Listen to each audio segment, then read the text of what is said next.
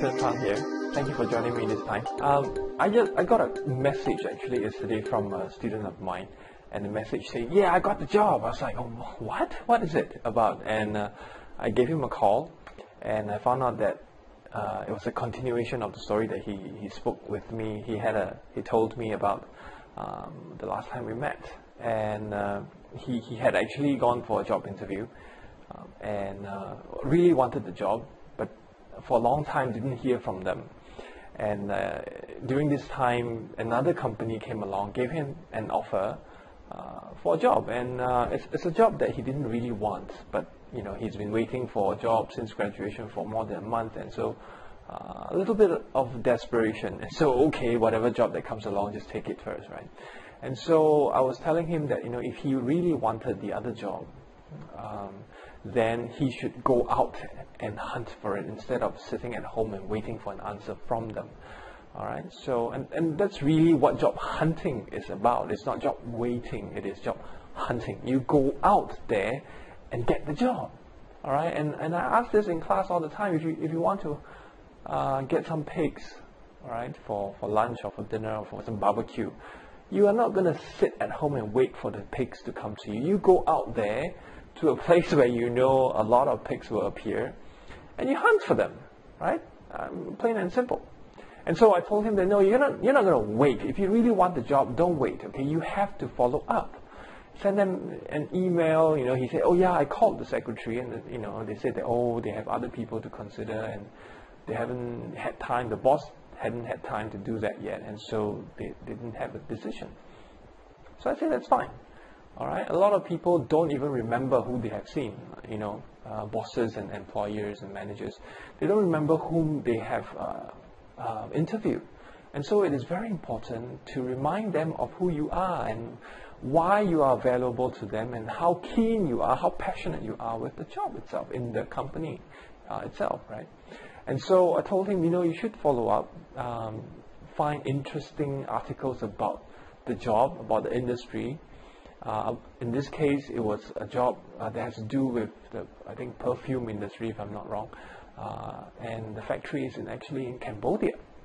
Okay, and so show the hiring managers, show the boss that you are actually interested in this line of work, and you are constantly in contact with people or news or whatever updates in the industry itself. All right, if you come across news or things interesting about perfume, about the country, or about businesses in that country itself, or industry news, taxation changes and things like that, send these kind of information over as a matter of, I think you're interested in, you may be interested in this, so that's why I send this to you. No, it's not about, when are you going to reply me? I've waited for a month. When are you going to reply me? Are you going to hire me or not? No, it is about giving value even before you are hired. I think that's something that's very important, and a lot of people, students especially, they don't get at all.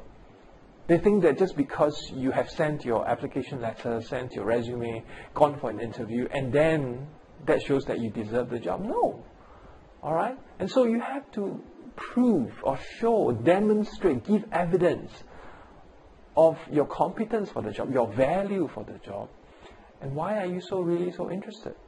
I even gave him the advice, hey, I think you should send over something in Cambodian, in the language itself. All right? And show them that you are so determined to have this job that you have actually started language classes in Cambodia. All right? So prove to them, right, that even before you are hired, you are so interested in the job already, and you are willing to do whatever it takes to be able to do a good job. Okay? And so the good news is that he got the job. All right? He sent them a letter, as I'm told. He sent them a letter, a follow-up letter, and then they said that, okay, and come for a second interview. All right? So it kind of served to remind them of who he was, right? Instead of being dropped out into the black hole. And so they got him to a second interview. He met the boss, and then after the interview, immediately he got a job offer. And so, guess what? He's going to Cambodia for a job that he really wanted. I believe that this is an opportunity of a lifetime for him, because to any one of you out there, if you have an opportunity to work outside of your home country, especially when you are young, nothing to lose, right? If you have an opportunity to work outside your home country, go, take it. Does not matter. Should it be a developed country like a US or UK or Europe, wherever? All right, go. My own first overseas experience outside of Singapore, where I am born, I'm educated, where I grew up, was in Thailand. All right, I went there when I was just fresh out of college. All right, and just went because of the opportunity. It's just exciting. Okay, and there was nothing to lose really. Okay, there's a lot of things to gain actually, because the learning experience is something that you can never get in your home country or in schools. Okay, so I hope that you get the point that, or get the concept, or get the understanding how employers hire and what do they want to see in a potential employee such as you. All right, so if you're really interested in job hunting, make sure you go out there and hunt for the job, and don't stay at home and wait for it. Okay, I'll see you again next time. Bye.